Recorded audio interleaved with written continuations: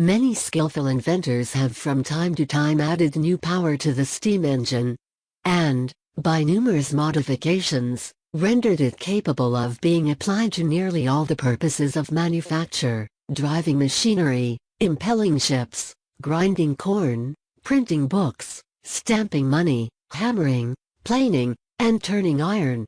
In short, of performing every description of mechanical labor where power is required.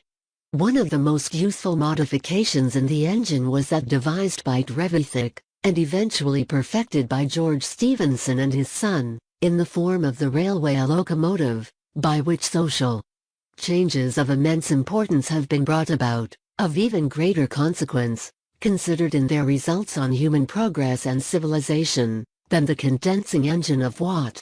One of the first grand results of Watt's invention, which placed an almost unlimited power at the command of the producing classes, was the establishment of the cotton manufacture.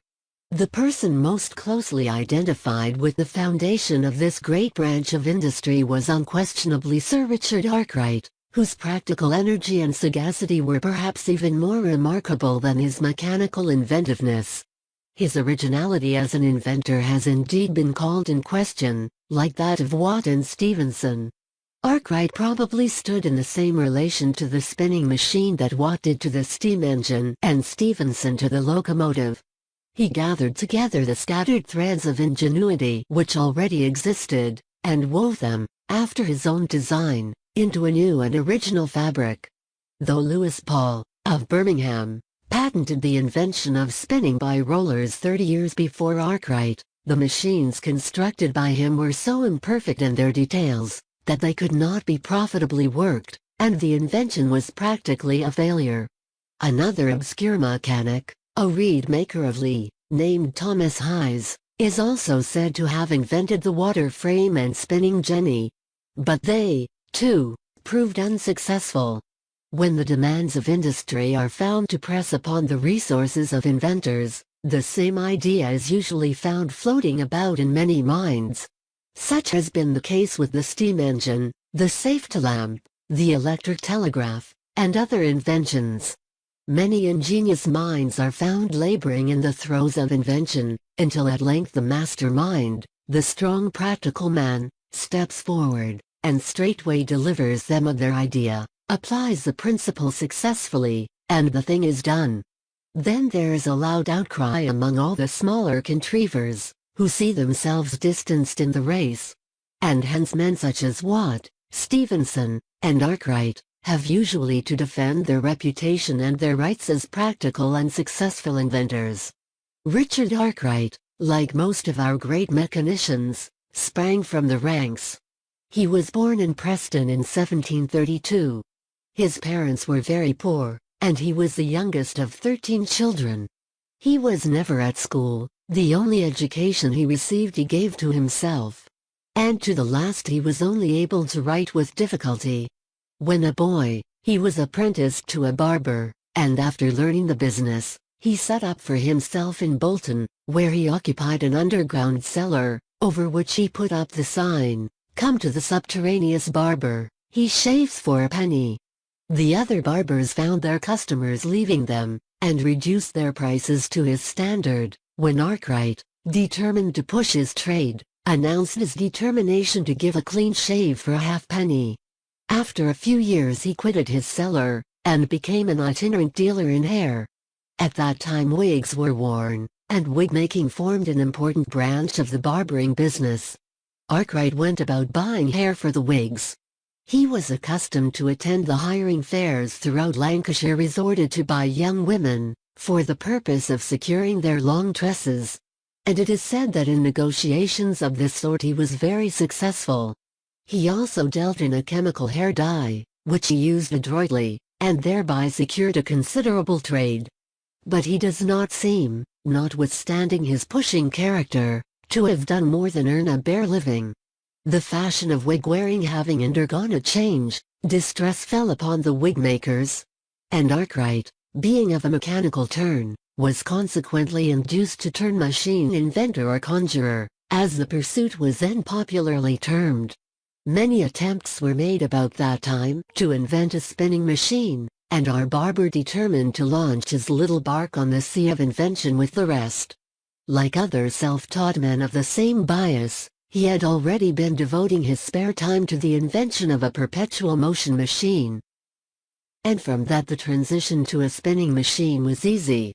He followed his experiments so assiduously that he neglected his business, lost the little money he had saved, and was reduced to great poverty.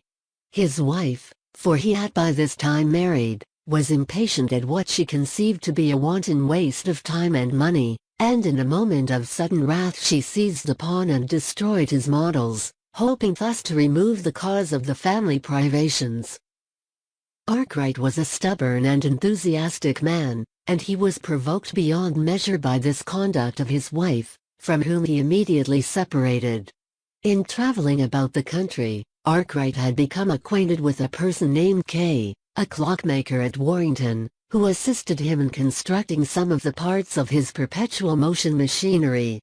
It is supposed that he was informed by Kay of the principle of spinning by rollers. But it is also said that the idea was first suggested to him by accidentally observing a red-hot piece of iron become elongated by passing between iron rollers. However this may be, the idea at once took firm possession of his mind, and he proceeded to devise the process by which it was to be accomplished, Kay being able to tell him nothing on this point. Arkwright now abandoned his business of hair collecting, and devoted himself to the perfecting of his machine, a model of which, constructed by Kay under his directions, he set up in the parlor of the Free Grammar School at Preston. Being a burgess of the town, he voted at the contested election at which General Burgoyne was returned. But such was his poverty, and such the tattered state of his dress, that a number of persons subscribed a sum sufficient to have him put in a state fit to appear in the poll room. The exhibition of his machine in a town where so many workpeople lived by the exercise of manual labor proved a dangerous experiment.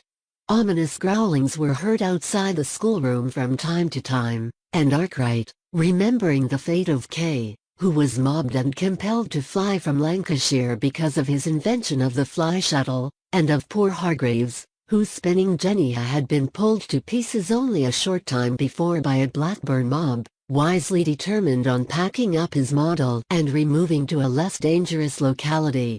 He went accordingly to Nottingham, where he applied to some of the local bankers for pecuniary assistance. And the Messrs. Wright consented to advance him a sum of money on condition of sharing in the profits of the invention. The machine, however, not being perfected so soon as they had anticipated, the bankers recommended Arkwright to apply to Messrs. Strutt and Need, the former of whom was the ingenious inventor and patentee of the stocking frame. Mr. Strutt at once appreciated the merits of the invention, and a partnership was entered into with Arkwright, whose road to fortune was now clear.